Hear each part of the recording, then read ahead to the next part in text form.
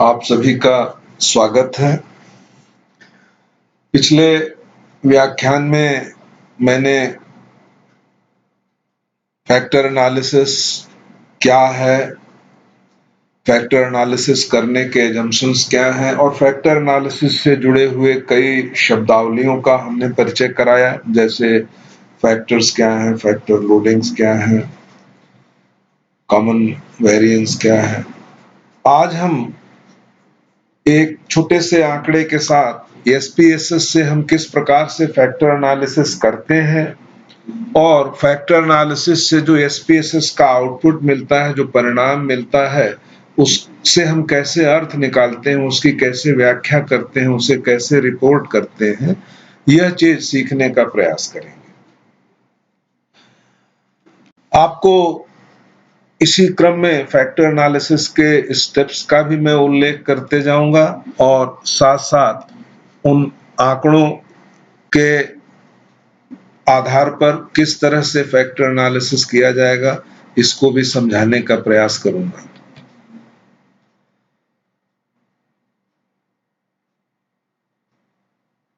एक एसपीएसएस का आंकड़ा ये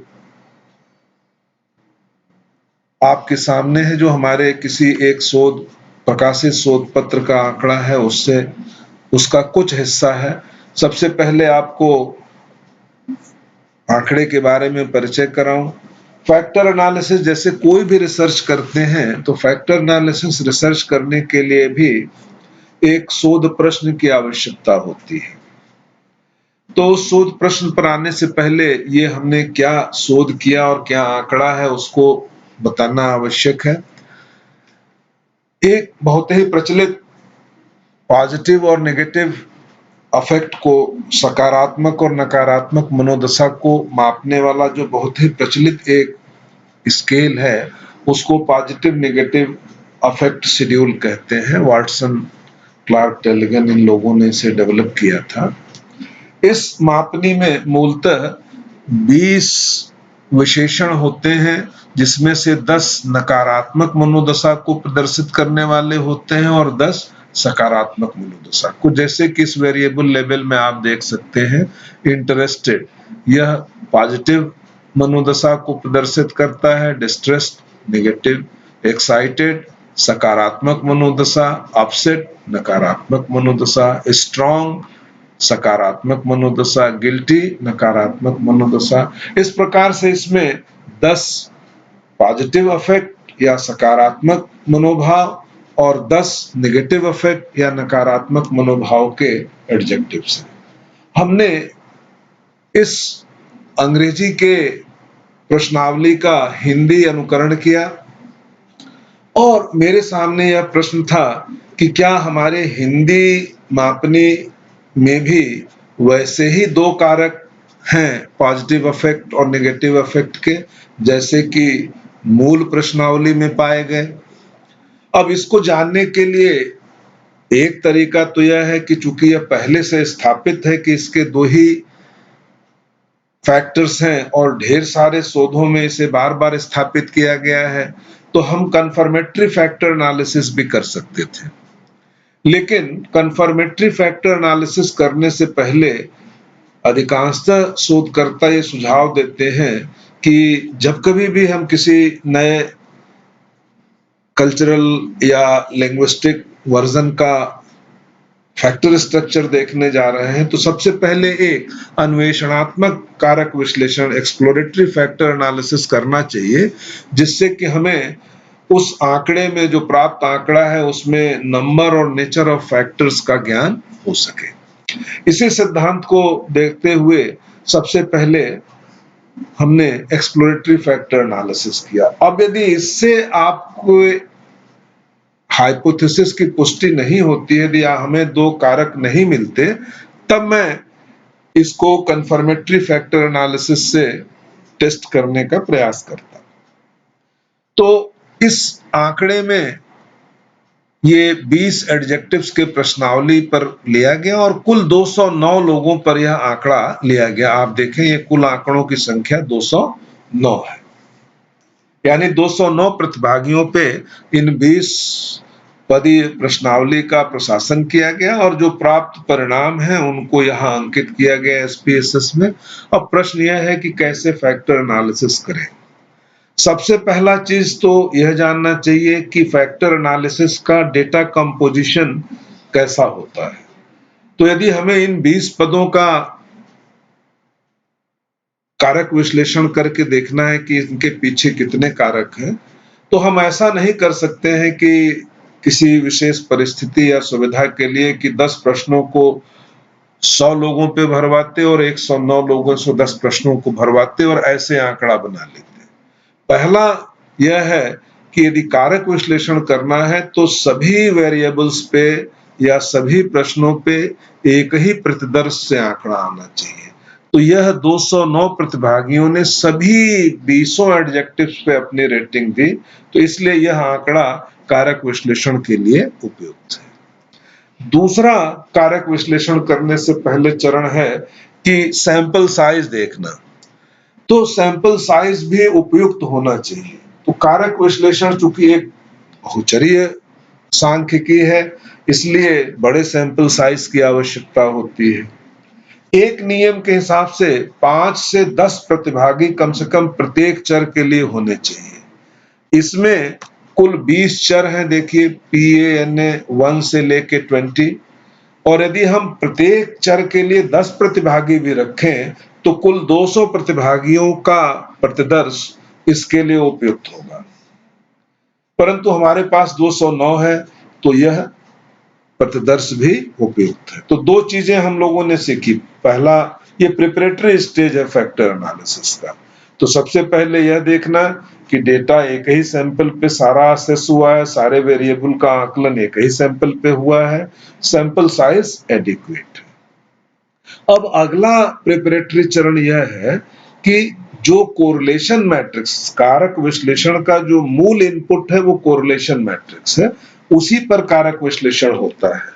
तो फैक्टर एनालिसिस के लिए क्या इस आंकड़े से जो प्राप्त कोरिलेशन मैट्रिक्स है वो उपयुक्त है? वह उपयुक्त कब कहा जाएगा? तो आप मेरे पुराने व्याख्यान को ध्यान से सुने तो मैंने कहा कि एक अवधारणा, एजम्पशन, अभिग्रह कारक विश्लेषण का यह है कि जो चरों का समूह है, यहाँ 20 चरों का जो समूह है, ये आपस में अंतर संबंधित है, ये इंटर रिलेटेड है। यदि इनका कोरिलेशन नहीं है, शून्य के बराबर है, तब हम इन पे कारक विश्लेषण नहीं कर सकते। तो वह कोरिलेशन मैट्रिक्स एडिक्वेट होगा जिसमें नियर जीरो कोरिलेशंस बहुत कम हो, आमतौर पे 10% से अधिक न हो। लेकिन इसको जांचने के लिए एक सांख्यिकी विधि है जिसका नाम है बार्टलेट टेस्ट ऑफ स्फेरिसिटी। यह एक शून्य परिकल्पना की जांच करता है। शून्य परिकल्पना क्या होती है कि सभी चर आपस में कोरिलेटेड नहीं है। इसकी जांच बार्टलेट टेस्ट ऑफ स्फेरिसिटी से करते हैं। यदि ये टेस्ट सार्थक आया तो शून्य परिकल्पना अस्वीकृत हो गई और अर्थ यह हुआ कि ये चर आपस में कोरिलेटेड है। तो एक जांच यह है। दूसरा, यह भी नहीं होना चाहिए यदि सारे वेरिएबल्स मान लीजिए आपस में 0.9, 0.8, 1 इस तरह से कोरिलेटेड हो तो सभी लगभग एक ही चीज को मेजर कर रहे हैं। तो यदि बहुत हाई कोरिलेशन जब चरों के बीच में होगा तो उस प्रॉब्लम को हम मल्टी कोलिनियरिटी की प्रॉब्लम कहते हैं। ये भी नहीं होना चाहिए। अब यह देखने के लिए रिग्रेशन में तो दूसरे मेथड है। फैक्टर एनालिसिस में मल्टी कोलिनियरिटी की प्रॉब्लम है या नहीं, तो इसके जांचने की जो विधि है वो यह है कि इस मैट्रिक्स का जो है हम डिटर्मिनेंट निकाल लेते हैं, और यदि डिटर्मिनेंट का मूल्य 0.000001 यानी 0.00001 से बड़ा है, यानी जीरो की संख्या जब कम होगी तब वो अंक बड़ा कहा जाएगा, तब वह मल्टी कोलिनियरिटी के प्रॉब्लम से ग्रसित नहीं है। और तीसरा एक टेस्ट है जिसको हम कहते हैं KMO, measure of sampling adequacy का टेस्ट है KMO। काइजर मेयर ऑकलैंड टेस्ट, इसकी वैल्यू यदि 0.5 से अधिक है तो कोरिलेशन मैट्रिक्स उपयुक्त माना जाता है। यदि ये 0.8 के आसपास है तो बहुत ही अच्छा है, और यदि इससे भी ऊपर है तो बिल्कुल एक्सीलेंट है। इस तरह से कई इसके ग्रेड बने हैं, लेकिन कम से कम 0.5 होना चाहिए। और साथ में ही यदि इस आंकड़े के आधार पे हम एक एंटी इमेज कोरिलेशन मैट्रिक्स बनाएं तो उस कोरिलेशन मैट्रिक्स के डायगोनल की जो वैल्यूज हैं उनका मूल्य भी 0.5 से अधिक होना चाहिए। यदि इतनी शर्तें पूरी हो रही हैं तब हम कहेंगे कि ये कोरिलेशन मैट्रिक्स फैक्टर एनालिसिस के लिए उपयुक्त है। तो आइए इसकी हम शुरुआत करते हैं। तो सबसे पहले आप फैक्टर एनालिसिस करने के लिए यहां से एनालाइज मेनू में जाएंगे। जब इसको क्लिक करेंगे तो ढेर सारे जो विश्लेषण की सुविधाएं एसपीएसएस में उपलब्ध है वो आपको दिखेंगी।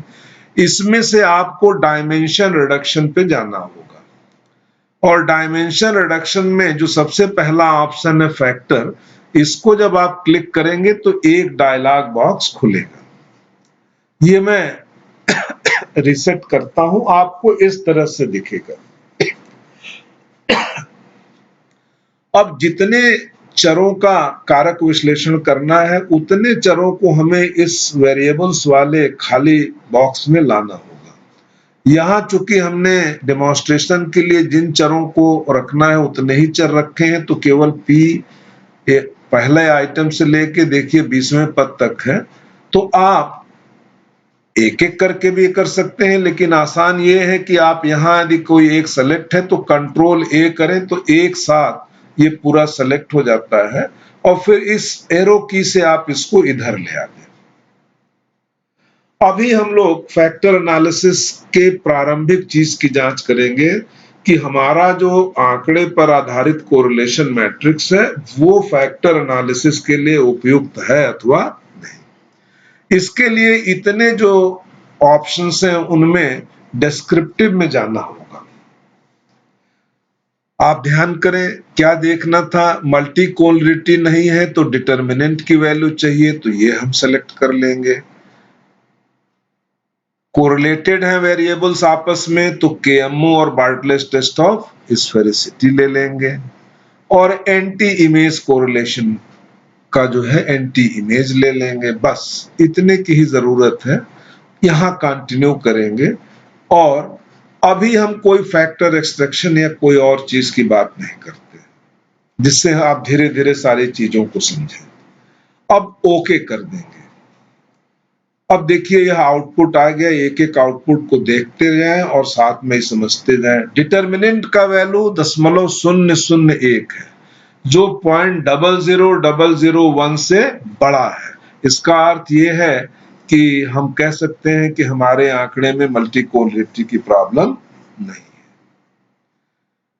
बार्टलेट टेस्ट ऑफ स्फेरिसिटी को देखिए तो ये भी सिग्निफिकेंट है, यानी कि हमारी शून्य परिकल्पना की ये 20 पद आपस में संबंधित नहीं है, ये अस्वीकृत होती है।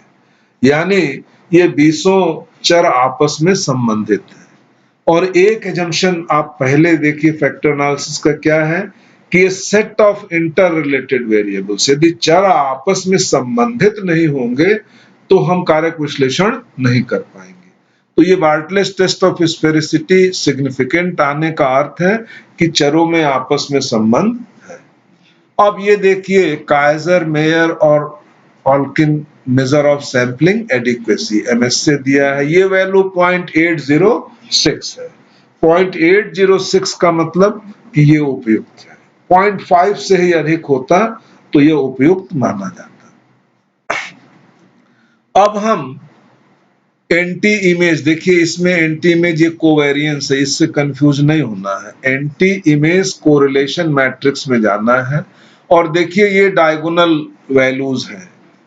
डायगोनल वैल्यूज 0.5 से अधिक होना चाहिए। देखिए सारे वैल्यूज 0.5 से अधिक है। सारे डायगोनल वैल्यूज देखिए इन पे ए लिखा हुआ है, 0.5 से अधिक है। तो हमारा यह आरंभिक परीक्षण बताता है कि यह कोरिलेशन मैट्रिक्स फैक्टर एनालिसिस के लिए उपयुक्त है। यहां अब मैं पूरे स्टेप्स को दोहरा दूं। हमारा आंकड़ा एक ही प्रतिदर्श पर लिया गया है, सारे वेरिएबल्स का मेजरमेंट एक ही प्रतिदर्श पर है। हमारे प्रतिदर्श का आकार भी फैक्टर एनालिसिस के लिए जितना चाहिए उतना है, वांछित है। और उस आंकड़े से जो कोरिलेशन मैट्रिक्स मिल रहा है वो कोरिलेशन मैट्रिक्स भी फैक्टर एनालिसिस करने के लिए उपयुक्त है। तब अगला चरण है कि अब हम फैक्टर एनालिसिस करें। अब फैक्टर एनालिसिस की कई विधियां हैं। जैसे अब मैं इसको डिलीट कर दे रहा हूं जिससे कि जब मैं आगे करूं तो आपको कोई कठिनाई न हो। तो फैक्टर एनालिसिस की कई विधियां हैं। दो विधियों का उल्लेख हमने अपने आरंभिक व्याख्यान में किया था, एक प्रिंसिपल कंपोनेंट एनालिसिस और एक प्रिंसिपल एक्सेस। और यह भी बताया था कि प्रिंसिपल कंपोनेंट एनालिसिस यद्यपि कि फैक्टर एनालिसिस बहुत से लोगों के द्वारा नहीं माना जाता है, लेकिन फैक्टर एनालिसिस रिसर्च की स्टडीज में अधिकांशतः शोध जो है वो प्रिंसिपल कंपोनेंट एनालिसिस का उपयोग करते हैं। इसके कई कारण हैं। दूसरा जो विधि प्रचलित है जो वास्तव में फैक्टर एनालिसिस कहा जा सकता है वह है प्रिंसिपल एक्सेस मेथड। हम अभी शुरुआत के डेमोन्स्ट्रेशन में प्रिंसिपल तो सबसे, अब जब कोरिलेशन एडिक्वेट है तो हमें अब अगला चरण क्या है यह तय करना है कि किस विधि से हम फैक्टर एनालिसिस करें। हम लोग अभी तय कर रहे हैं कि हम लोग प्रिंसिपल कंपोनेंट एनालिसिस करें क्योंकि अधिकांशतः लोगों द्वारा मान लीजिए यह किया जाता है। अब आप यहां से एनालाइज से भी जा सकते हैं और नहीं तो यहाँ रिकॉल डायलॉग बॉक्स है, यहां से करेंगे। और यदि आपने रीसेट बटन नहीं दबाया है तो जो चयन आपने पहले किया है वो होगा। जैसे आप डिस्क्रिप्टिव बॉक्स खोलें तो ये सारे हैं। चूंकि अब हम लोग ये देख चुके हैं कि नहीं हमारा कोरिलेशन मैट्रिक्स एडिक्वेट है तो बहुत सा आउटपुट ना आए, आपको समझने में दिक्कत ना हो, तो इसको मैं अभी हटा दे रहा हूं। लेकिन वास्तव में जब हम अपने वास्तविक जीवन में करेंगे तो इन सब को एक साथ करके ही कर लेंगे। अब हम एक्सट्रैक्शन में जाएंगे, यानी कि फैक्टर एक्सट्रैक्शन के किस विधि को करें, उपयोग में लाएं। तो principal component by default SPSS में रहता है और मेथड भी इसमें है। आज के डेमोन्स्ट्रेशन में मैं प्रिंसिपल एक्सेस और प्रिंसिपल कंपोनेंट दोनों दिखाऊंगा। अभी के लिए प्रिंसिपल कंपोनेंट रखें। अब ये प्रिंसिपल कंपोनेंट एनालिसिस जो है वो उतने फैक्टर्स निकालेगा जितने की वेरिएबल्स हैं। और जबकि फैक्टर एनालिसिस का उद्देश्य क्या है कि लार्जर सेट ऑफ वेरिएबल्स को स्मॉलर सेट ऑफ वेरिएबल्स में रिड्यूस करना, डेटा रिडक्शन का एक मेथड है। तो हमें यह तय करना होगा कि हम कितने कम से कम फैक्टर निकालें कि हम सभी चरों का जो वेरिएंस है उसको एक्सप्लेन कर लें। तो एक मेथड है जिसको आइगेन वैल्यूज ग्रेटर देन 1 या लेटेंट रूट मेथड कहते हैं। यह विधि यह कहता है कि उतने कारकों को निकालिए जिनका आइगेन वैल्यूज, और पिछले लेक्चर में हमने बताया था कि आइगेन वैल्यूज कितना फैक्टर वेरिएंस एक्सप्लेन कर रहा है उसका अंदाज देता है। तो bye default SPSS eigen values greater than 1 पर ही आधारित होता है। दूसरा मेथड है जो बहुत प्रचलित है वो है scree test. Eigenvalues greater than 1 method कभी-कभी फैक्टर्स की संख्या का ओवर एस्टिमेशन कर देता है, अधिक कारकों की संख्या बताता है, तो कभी-कभी अंडर एस्टिमेशन भी कर देता है। इसलिए बहुत से लोग स्क्री प्लॉट को प्रेफर करते हैं, तो हम स्क्री प्लॉट यहां सेलेक्ट कर लेते हैं। अभी किसी अगले स्टेप पे नहीं जाएंगे। अब इस स्टेप पे हम क्या कर रहे हैं, दो चीज किए। पहला चीज कौन सा मेथड यूज करेंगे, प्रिंसिपल कंपोनेंट तय कर लिया। अब कितने कारक निकालेंगे इसके लिए हम स्क्री टेस्ट कर रहे हैं। अब ओके कीजिए। अब देखिए यहां टोटल वेरिएंस में आप जाइए तो देखिए ये आइगन वैल्यूज दिया हुआ है। यदि आप आइगन वैल्यूज ग्रेटर देन 1 की क्राइटेरिया पे जाएं तो 5 कंपोनेंट्स या कारक ऐसे हैं जिनका आइगन वैल्यूज ग्रेटर देन 1 है, जबकि यह स्केल वास्तव में 2 ही कारक है इसमें, मूल रूप से पॉजिटिव इमोशन या अफेक्ट और नेगेटिव अफेक्ट। तो संभवतः यह ओवर एस्टिमेशन कर रहा है। तो इसलिए बेहतर है कि हम जो अधिक प्रचलित विधि है स्क्री प्लॉट को देखें। स्क्री प्लॉट क्या होता है कि आइगन वैल्यूज को आप कंपोनेंट्स को एक्स एक्सिस पे प्रदर्शित करिए, देखिए 1 से 20, और आइगन वैल्यूज को वाई एक्सिस पे, और हर एक आइगन वैल्यू को आप प्लॉट कर दीजिए।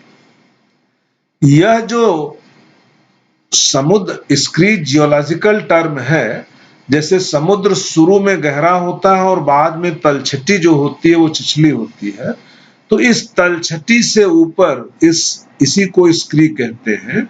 इस स्क्री के ऊपर जितने कारक हैं उतने ही कारक सिग्निफिकेंट माने जाते हैं, उतने को ही रखना चाहिए। तो ये सभी देखिए आइगन वैल्यूज लगभग एक लाइन में है, तलछटी की तरह है। इसके ऊपर 2 कारक है। दूसरा इसका तरीका है कि इस स्क्री प्लॉट में एक एल्बो होता है, देखिए एक मोड़ होता है, ये एल्बो है, इस स्क्री प्लॉट का एल्बो है। इस एल्बो से ऊपर देखिए तो 2 डॉट हैं, एक डॉट ये और एक डॉट ये, तो कंपोनेंट 1 और कंपोनेंट 2, यानी स्क्री प्लॉट कह रहा है कि 2 ही कंपोनेंट रखें। यदि हम लोग आइगन वैल्यूज ग्रेटर देन 1 के क्राइटेरिया से जाते तो 5 कारक निकालना होता, लेकिन सिद्धांत से हम पहले से जानते हैं कि इसमें 2 कारक हैं, और स्क्री प्लॉट भी कह रहा है कि 2 ही कारक रखें। तो हम अब 2 कारकों का एक्सट्रैक्शन करेंगे। इस सारे आउटपुट को मैं पुनः डिलीट कर दिया। अब इसको रिकॉल करते हैं। अब यहां एक्सट्रैक्शन में स्क्री प्लॉट भी हम देख लिए हैं, तो हटा सकते हैं, लेकिन आप रहने दीजिए क्योंकि रिसर्च में रिपोर्ट करना होगा। अब आइगन वैल्यूज की जगह हम फिक्स्ड नंबर ऑफ फैक्टर्स आएंगे। क्यों? क्योंकि स्क्री प्लॉट से मुझे मालूम हो गया है कि 2 ही फैक्टर्स हैं जिन्हें रखना है, और इसलिए इस बॉक्स में 2 टाइप कर देंगे। तो फिक्स्ड नंबर ऑफ फैक्टर्स, और कितने हैं नंबर ऑफ फैक्टर्स? 2। इसको कंटिन्यू करें। अब ये जो एक्सट्रैक्शन करेगा वो सिर्फ 2 कारकों का एक्सट्रैक्शन करेगा, लेकिन ये जो एक्सट्रैक्टेड फैक्टर्स हैं या कंपोनेंट्स होंगे ये अनरोटेटेड हैं, ये रॉ फैक्टर्स हैं। इनसे अर्थ निकालना, कौन सा फैक्टर किस लेटेंट वेरिएबल को इंडिकेट करता है, ये ढूंढना कठिन होगा। इसलिए इस अनरोटेटेड फैक्टर्स को हम रोटेट करते हैं, और रोटेशन इसलिए करते हैं कि एक सिंपल स्ट्रक्चर मिले। सिंपल स्ट्रक्चर का मतलब कि कुछ वेरिएबल्स की लोडिंग किसी एक फैक्टर पे यदि हाई हो जाए तो बाकी वेरिएबल्स की उस फैक्टर पे लोडिंग कम हो जाए, और जो वेरिएबल एक फैक्टर पे हाई लोड कर गए उनका दूसरे फैक्टर पे लोडिंग कम हो जाए। तो इस तरह का सिंपल स्ट्रक्चर हमें रोटेशन से मिलता है। रोटेशन 2 तरह के होते हैं, ऑब्लिक और ऑर्थोगोनल। यदि कारक आपस में कोरिलेटेड नहीं है तो ऑर्थोगोनल, और कोरिलेटेड है तो ऑब्लिक। ऑर्थोगोनल के 3 मेथड एसपीएसएस में उपलब्ध हैं, वेरीमैक्स, क्वार्टीमैक्स और इक्विमैक्स।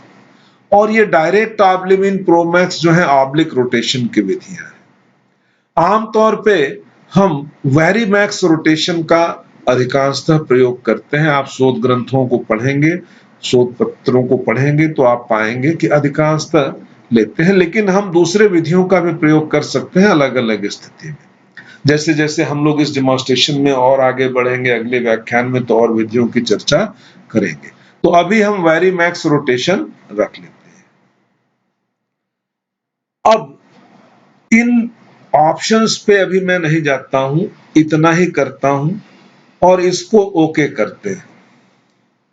अब आप रोटेटेड कंपोनेंट मैट्रिक्स पे जाइए। अब देखिए तो यहाँ अपसेट इसकी लोडिंग हाई है, डिस्ट्रेस्ड इसकी लोडिंग हाई है, ये जो पॉजिटिव है इसका पहले कंपोनेंट पे लोडिंग कम है। अब लेकिन ये इस तरह का आउटपुट है कि इसमें आपको एक एक अलग अलग ढूंढना हो। यदि हम इसको ऐसे सजा दें कि सारे लोडिंग जो है हाई वाले एक जगह इकट्ठे हो जाए और जो कम नॉन सिग्निफिकेंट लोडिंग है वो एक जगह हो जाए, तो ये स्ट्रक्चर इंटरप्रेट करने में आसान होगा। तो एसपीएसएस में इसका भी ऑप्शन है, लेकिन यहाँ एक प्रश्न और है कि कितने लोडिंग को हम सिग्निफिकेंट माने। तो कोई एक विधि नहीं है, सब रूल ऑफ थम्स हैं। जैसे एक गॉर्सच कहते हैं कि किसी दिए हुए सैंपल साइज के लिए जो कोरिलेशन वैल्यू सिग्निफिकेंट हो उस कोरिलेशन को आप डबल कर दें। दूसरा मेथड गॉर्सच का ही सजेस्ट किया हुआ है कि 0.50 को एक कट ऑफ लोडिंग मान लें, इसलिए अलग अलग शोधकर्ता अलग अलग कट ऑफ लोडिंग लेते हैं। अभी के लिए हम 0.30 का कट ऑफ लोडिंग मान लेते हैं, क्योंकि सैंपल साइज हमारा बड़ा है, इसलिए 0.30 का लोडिंग भी हमें एक सिग्निफिकेंट लोडिंग का काम करेगा। इस आउटपुट को अब मैं मिटा देता हूं। अब यहां मैं दोहराता हूं हम लोगों ने अभी तक जो किया, और इस डायलॉग बॉक्स के साथ दोहराता हूं। हमारा आंकड़ा सही प्रतिदर्श आकार पे था, कोरिलेशन मैट्रिक्स एडिक्वेट था, फिर हमने फैक्टर एक्सट्रैक्शन का मेथड और नंबर स्क्री प्लॉट से तय किया, मेथड प्रिंसिपल कंपोनेंट नंबर 2, फिर हमने रोटेशन तय किया वेरीमैक्स। अब इसमें जो नॉन सिग्निफिकेंट लोडिंग है यानी 0.3 से जो नीचे के लोडिंग है वो सप्रेस हो जाए, वो हमें ना दिखे, और जो लोडिंग्स हैं वो क्रमशः घटते हुए क्रम में अरेंज हो जाए, तो हमें व्याख्या करना आसान होगा। तो इसके लिए हमें ऑप्शंस में आना होगा। ऑप्शन में सॉर्ट बाय साइज, यानी बड़े फैक्टर लोडिंग वाले आइटम को ऊपर दिखाइए और छोटे वाले को नीचे, एंड सप्रेस स्मॉल कोफिशिएंट्स, जो नॉन सिग्निफिकेंट लोडिंग है। अब हमने सिग्निफिकेंट लोडिंग का कट ऑफ क्या माना है, तो हम लोगों ने माना है कि 0.30 सिग्निफिकेंट। तो अब इस 0.30 को आप यदि सिग्निफिकेंट मानते हैं और कंटिन्यू कर दें, अब ओके करें।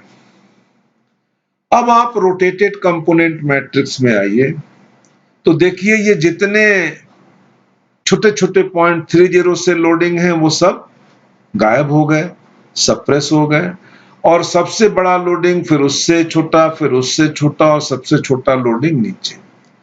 अब हम फैक्टर एनालिसिस कर लिए रोटेटेड कंपोनेंट, अब यही मेन एक रिजल्ट है। अब इसको हम कैसे व्याख्या करें, तो इसके लिए हम जो हमारे वेरिएबल्स हैं उनके कंटेंट को देखते हैं, विषय वस्तु को। तो आप ध्यान से देखें तो ये सारे विषय जो हैं आइटम्स हैं, ये नर्वस, स्केयर्ड, आफ्रेड, अपसेट, ये सभी नकारात्मक भाव हैं। Guilty, distressed, ashamed, jittery, irritable, hostile, ये सब एक कंपोनेंट या एक कारक पर एकत्रित हैं, एक सबसेट बना रहे हैं। और ये सबसेट क्यों एक साथ एकत्रित हैं, क्योंकि इन सभी के पीछे एक छिपा हुआ कारक है, नेगेटिव अफेक्ट। तो इस कारक को हम नाम दे सकते हैं नेगेटिव अफेक्ट। तो फैक्टर एनालिसिस का इंटरप्रिटेशन का दो पक्ष है, एक सिग्निफिकेंट लोडिंग को तय करना और उसके बाद जो कारक मिले उनका नामकरण करना, लेबलिंग द फैक्टर्स। अब इस सेकंड कंपोनेंट को देखिए, इस पे इतने आइटम्स की लोडिंग हाई है, तो डिटरमाइंड, एक्टिव सकारात्मक, अलर्ट सकारात्मक, आप ध्यान से पढ़ते जाएं, ये सारे सकारात्मक विशेषण हैं, यानी सेकंड कंपोनेंट पॉजिटिव इफेक्ट को मेजर कर रहा है। और यह प्राप्त परिणाम जो कि हिंदी प्रश्नावली के आंकड़े पर आधारित है, यह पुष्ट कर रहा है कि हिंदी भाषा में विकसित प्रश्नावली भी वैध है और इसका भी जो कारक संरचना है वैसा ही है जैसे कि मूल प्रश्नावली का था। ये भी दो कारकों का या दो पक्षों का आकलन करता है, एक सकारात्मक मनोभाव पॉजिटिव इफेक्ट जो कि सेकंड कंपोनेंट में है और दूसरा नेगेटिव इफेक्ट। यदि इसी को मान लीजिए आप, बहुत से शोधकर्ता कहते हैं कि नहीं, यह प्रिंसिपल कंपोनेंट जो है वो टोटल वेरिएंस को एक्सट्रैक्ट करता है, इसलिए फैक्टर एनालिसिस नहीं हुआ। फैक्टर एनालिसिस तो कॉमन वेरिएंस की एनालिसिस करता है। तो इसको मान लीजिए हम प्रिंसिपल एक्सेस मेथड करें, जो कि दूसरा विधि है जो सबसे अधिक प्रचलन में है शोधकर्ताओं के द्वारा। यदि इसको ले लें और इसी फैक्टर एनालिसिस को अब दोहराएं, बाकी सारे ऑप्शन जो हमने पहले बताए थे वैसे ही सेट है। आप देखना चाहें तो देख सकते हैं, जैसे एक्सट्रैक्शन देखिए, नंबर ऑफ फैक्टर्स 2 हैं। रोटेशन में आप देखेंगे तो वेरीमैक्स है। ऑप्शंस में जाएंगे तो सॉर्ट बाय एब्सोल्यूट वैल्यू 0.3 और सप्रेस ये पहले से है, यानी केवल एक हमने एक्सट्रैक्शन में चेंज किया, क्या, प्रिंसिपल कंपोनेंट की जगह प्रिंसिपल एक्सेस मेथड लिया। ओके कीजिए। अब देखिए इसका जो रिजल्ट था इसको हम कहते हैं rotated component matrix, factor matrix नहीं कहते हैं। जब हमने प्रिंसिपल एक्सेस किया तो ये रोटेटेड फैक्टर मैट्रिक्स कह रहा है। ये भी अंतर कर रहा है कि प्रिंसिपल कंपोनेंट मूलतः फैक्टर एनालिसिस नहीं है। लेकिन यदि आप परिणाम को देखें तो सारे नकारात्मक जो हैं वो एक जगह पहले कंपोनेंट पे और सारे सकारात्मक जो वैल्यूज हैं वो दूसरे कंपोनेंट पे हैं, यानी प्रिंसिपल एक्सेस और प्रिंसिपल कंपोनेंट एनालिसिस दोनों में ही बहुत अधिक समानता है। तो इन्हीं शब्दों के साथ मैं अब यह व्याख्यान बंद करता हूं। आपको यदि कोई प्रश्न हो तो आप पूछ सकते हैं। ये हमने ये भी दिखाया कि प्रिंसिपल एक्सेस और प्रिंसिपल कंपोनेंट एनालिसिस बहुत से दशाओं में लगभग एक जैसे परिणाम देते हैं। आप अन्य पुस्तकों से ढूंढने का प्रयास करिएगा तो ऐसी दशाओं का आपको ज्ञान होगा जहां प्रिंसिपल एक्सेस और प्रिंसिपल कंपोनेंट एक जैसे परिणाम देते हैं। जहां तक प्रश्न है इसको रिपोर्ट करने का, तो जैसे मैंने समझाया है ठीक इसी भाषा में इसको हम लिख सकते हैं, या हमारा इसी का अंग्रेजी वीडियो भी इसी चैनल पर अपलोडेड है। उसके लास्ट में आप देखेंगे तो हमने अंग्रेजी में वर्ड में इसी आंकड़े का जो प्राप्त परिणाम है उसको लिख करके कैसे रिपोर्ट करते हैं दिखाया है। वहां से आप उसको रोक रोक के देख करके देख सकते हैं। तो आप सभी को बहुत बहुत धन्यवाद। अगले वीडियो में आपको कुछ दूसरे विधियों या फैक्टर एनालिसिस के दूसरे पक्ष पर आपसे